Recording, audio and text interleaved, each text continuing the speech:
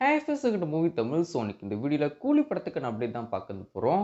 கூலி இந்த ஒரு படத்துக்கான லிஸ்ட்க்கு அப்புறம் இந்த ஒரு படத்து மேல ஒரு மிகப்பெரிய நெகட்டிவிட்டி இருக்கவும் செய்யுது.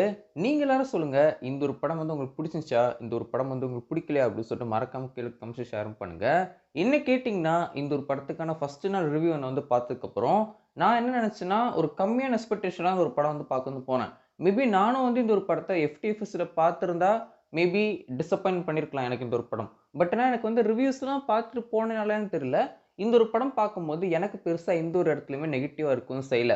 ஃபர்ஸ்ட் ஹாஃப்பும் சரி, செகண்ட் ஹாஃப்பும் சரி, எனக்கு வந்து நல்ல ஒரு படமா தான் இருக்கவும் செஞ்சுச்சு. முக்கியமா ஃபர்ஸ்ட் ஹாஃப் வந்து போனதே வந்து தெரியல. அவ்ளோ ஸ்பீடா வந்து போயிருச்சு.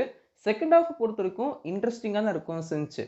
முக்கியமா வந்து பார்த்தீங்கன்னா, ஒரு 2லேருந்து ஒரு 3, 4 கதை. அந்த ஒரு மல்டிபிள் கதை ஒரே ஒரு இடத்துல போய் வந்து முடியுது அப்படிங்கிறது எனக்கு வந்து புடிச்சிருந்துச்சு.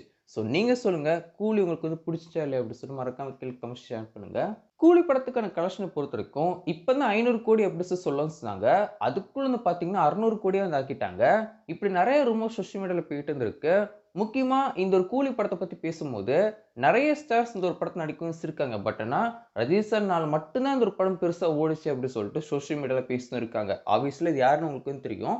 ஸோ இப்படிலாம் வந்து பேசிட்டு இருந்திருக்காங்க. எனக்கு ஒண்ணு தான் வந்து புரியல. ரஜினி சார் ஒரு படத்துல இருந்தாலே அந்த ஒரு படம் பெருசா ஓடிரும் அப்படின்னு சொல்றவங்ககிட்ட நான் கேட்கிற விஷயம் என்னன்னா, ஏன் லார்ட் சலம் வந்து ஓடல? ஏன் வேட்டைன்னு வந்து ஓடல? அந்த ஒரு படங்கள்லாம் எவ்வளோ? அமரனோட வேட்டையின் வந்து கலெக்ஷன் வந்து கம்மி. அப்புறம் என்ன நீங்க வந்து ரஜினி சார் வந்தாலே போதும் அப்படி இப்படின்னு சொல்லி சொல்றாங்கன்னு தான் தெரியல. இப்போ வந்து லால் சலாம் பத்தி பேசுறோம்னு வைங்களேன். லால் சலாம் வந்து ஒரு கேமியோ. ரஜினி சார் வந்து ஜஸ்ட் ஒரு கேமியோ தான் பண்ணாரு அப்படி சொல்றாங்க.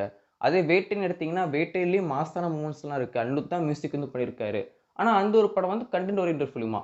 ரஜினி சார் வந்தாலே மாஸ் தான். ரஜினி சார பார்த்தாலே இவ்வளோ பெரிய கலெக்ஷன் அப்படின்லாம் சொல்றாங்க. பட் அப்பலாம் இல்லையே. கூலி வந்து நம்ம லோகேஷ் ஒரு முக்கியமான ரீசன் அப்படின்னு சொல்லலாம்.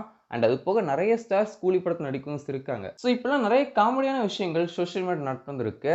ஸோ வெயிட் பண்ணி பார்ப்போம். கூலி படத்துக்கான ஃபைனல் கலெக்ஷன் எவ்வளோ இருக்க போகுது அப்படி சொல்லிட்டு. 600 கோடியெல்லாம் வந்து அடிக்கலாம் செய்யலங்க. சோசியல் மீடியால சும்மா போட்டு உருட்டிட்டு வந்து இருக்காங்க.